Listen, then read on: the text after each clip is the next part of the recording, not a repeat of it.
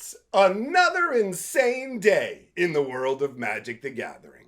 Wizards of the Coast has admitted that they screwed up with Spider-Man. On top of that, they're trying to trick us with the upcoming Avatar set. And there are rumblings of a secret layer master set being created. Magic. I am a wizard! History. I'm an old wizard! The magic historian. My bones hurt. Greetings, owners of fine luxury cardboard rectangles, my friends.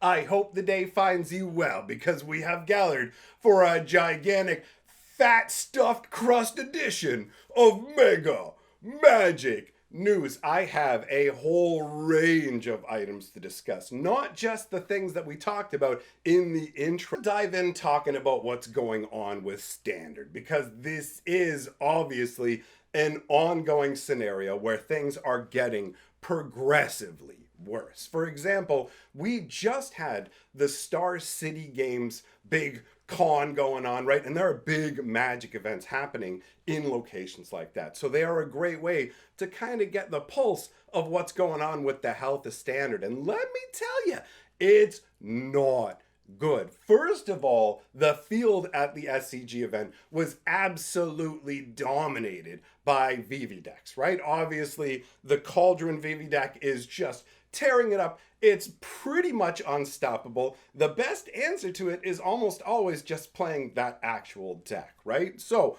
not only do you have the field being dominated by that, but as a result of people knowing the field was going to be dominated by that, a ton of people chose not to show up. So according to sources, it basically looks like they had maybe half the normal amount of people that they would, maybe 50 to 60% of the normal turnout. And that's rough because SCG is a big player in the Magic sphere. And actually, speaking of SCG, they just had the first wonders of the first event going on there. And it was actually won by a Magic player who had never really played the game before. In fact, if I'm not mistaken, the top two players in the event were both Magic players who had hopped over to playing Wonders of the First, and one of them took home the top prize in the 10K event. So there is that. I figured that was a fun little note to toss in as well, since we're talking about what's going on with SCG. But ultimately, when you look at it, when big events like that are having poor turnout for attendance and Wizards is actively trying to rebuild Standard, you can see their efforts are running into big stumbling blocks. The fact that they're completely unwilling to do anything about VV. Remember, the next ban we're supposed to get, the earliest ban we could get would be in November. And they're almost guaranteed, if they do any ban at all, to ban Cauldron and not VV, even though VV is 100% the problem. Well, and the change to Standard, right? Obviously, them shifting to a 3-year Standard and changing the UB stuff to jam it in to make it stand. Oh, these sets are Standard. Final Fantasy was never meant to be in Standard. Spider-Man was never meant to be in Standard. Avatar was never meant to be in Standard. And that will actually tie into some of the stuff that we have on this list of news to talk about. But I wanted to start out with the total dwindling attendance at events. And this is during Wizards' push to try and revitalize Standard, right? They're trying to bring the judge program back. There's a number of different items that are coming together that show that Wizards has said, wait a minute, Standard was actually something that made us some decent money and we need to bring it back. But the thing is, what they're doing is very scattershot and stapled together. So you end up with a situation where it doesn't work. You stand and you just go, like, what does it need? And ultimately what it needs is a more focused actual, like, it needs a decision-making process based on what's best for Standard, not how do we service Commander and all these other things all at the same time and staple Standard onto it. They want it all and they're not going to get it, right? The next thing I want to talk about is the Spider-Man Screwup. So this is on the card 9 lives, and it basically is just the wrong artist credit. So as far as screw-ups go with recent sets, that's on the lower end of the scale, but it's not really a forgivable style error, right? Like, this is something where you know who the artists are for this. You have all this information provided to you. This is literally a copy and paste job. This isn't some overly complex thing. This isn't something obviously that's going to impact most Magic players, but it speaks to the lack of care that is a result of Wizards of the Coast rushing along. And most likely it has to do with the fact that there might not have even originally been a bonus sheet to go along with the Spider-Man set, because the Spider-Man set wasn't initially meant to be a full standard release, right? This set was actually meant to be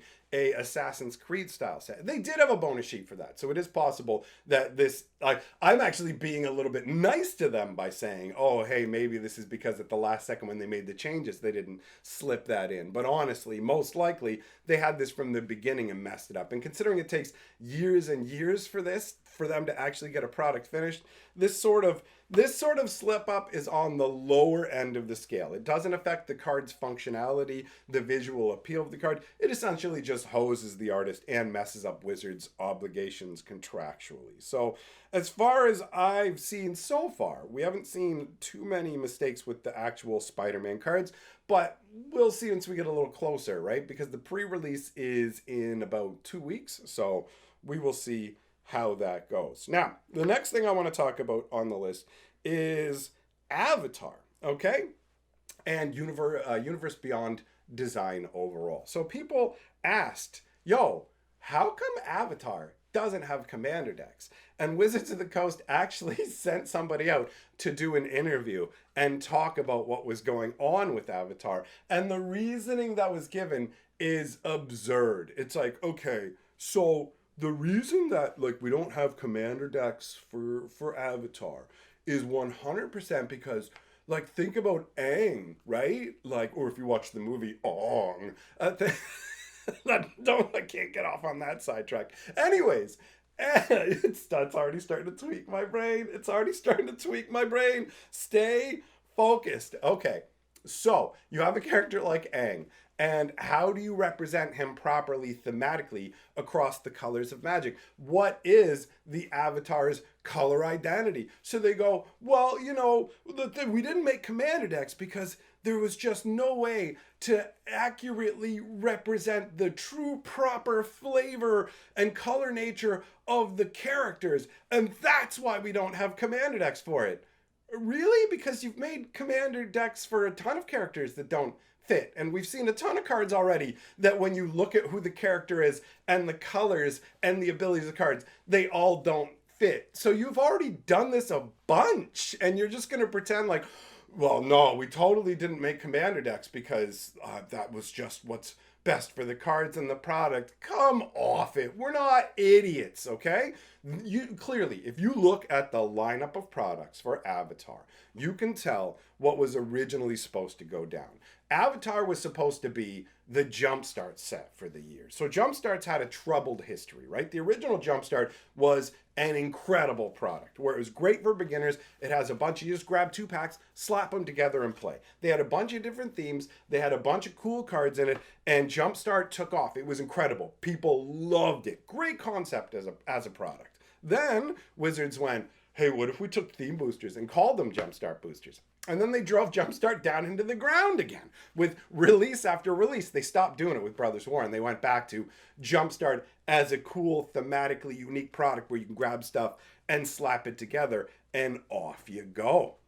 Now, if you had to pick a product where it'd be great to have something for beginners where you could slap 2 decks together and they didn't need to know anything about deck building, and they didn't really need to know anything about the game in advance, they could just grab it together and play. I wonder what product would be great for something like that. Well, I don't know, maybe Avatar, The Last Airbender. It's almost like it's perfect to be a Jumpstart product because you have the whole beginner friendly aspect and you get to put a bunch of stuff people can chase into. I wonder if that's all it was going to be originally.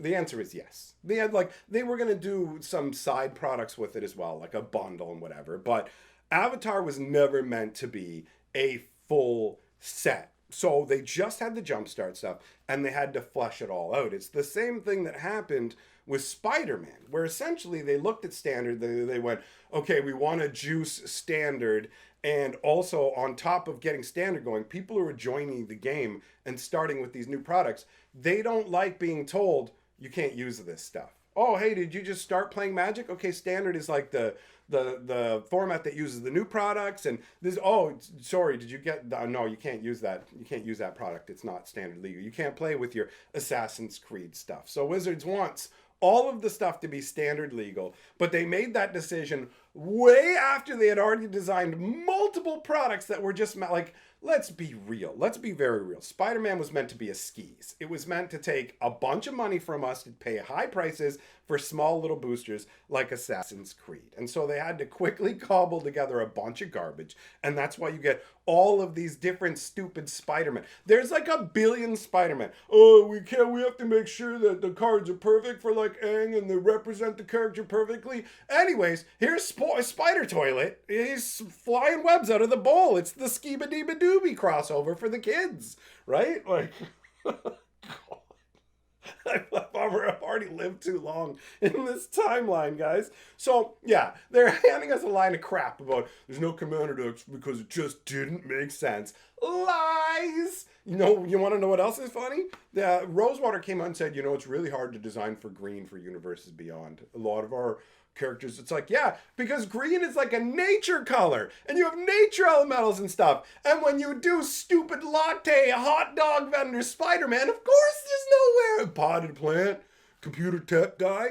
And so it's so funny to, we have to respect all the, that's why Aang is no commander deck, because we got to respect the color identities. Meanwhile, we force a bunch of crap into green all the time and you know it and it doesn't fit. They've already started to obliterate Magic's color pie. The color identities have been washed away because this allows for multiple things. They don't have to justify why any character is in any color, because this might blow your mind, but new people joining the game, they think that creatures should be the colors that they are.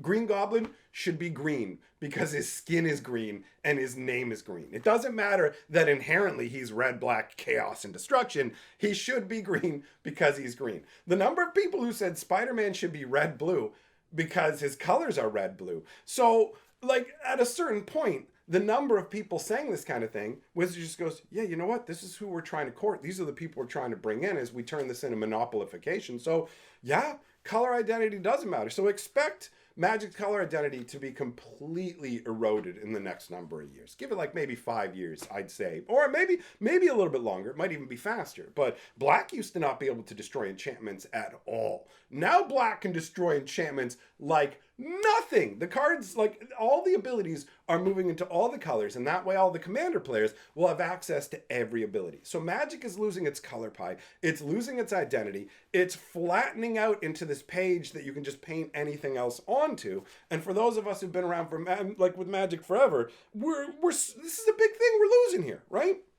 Next thing I want to talk about is the mechanically unique Universe Beyond reprints. So there was a question asked to Rosewater about how we're going to get these different reprints and stuff, and they plan on seeding some of them here and there in these little offerings. But from what I was reading, it looks like there is a very strong chance that we're going to be getting a straight up booster pack set that has secret layer stuff in it. So it could be a secret layer master set, because remember, we haven't seen a master set in a while. Commander Masters was the last master set we saw where Wizards was like, we just put Commander in the name, right? And that'll make it sell. And people, wait, it failed miserably? So bad that we're scrapping the master sets again? Because Wizards scrapped the master sets in the past, remember that? They basically did that Ultimate Masters last second cash grab where they were, ah! And then they went, okay, master sets are shelved. We sent it off in the style it deserves, with you paying 40% more than you should. And now we're looking at the master sets again, probably coming back, this time with crazy, like just, here you go, here are in-universe whatever, right? Because they can just use all the slush art they have kicking around, like Through the Omen Pass. Have you guys seen the Through the Omen Pass artwork? I was absolutely right when I said, people were like, so for Spider-Man, are they just going to do like generic Spider Hero Man? No, friends. No. What they're doing is they're taking slush art and adding stuff to it. So they took a guy running and painted a bunch of spiders at his feet and went, this guy loves spiders. And that's it. That's what they're doing. So that's what these reprint sets will be. They're like, we could do this with paper too. So if they do one of these master reprint sets, it's going to be just abysmal in terms of flavor. and hilarious because so many pieces of artwork just paint a spider in it, just paint a spider in it. I called it. I told you guys this is what's gonna happen, right?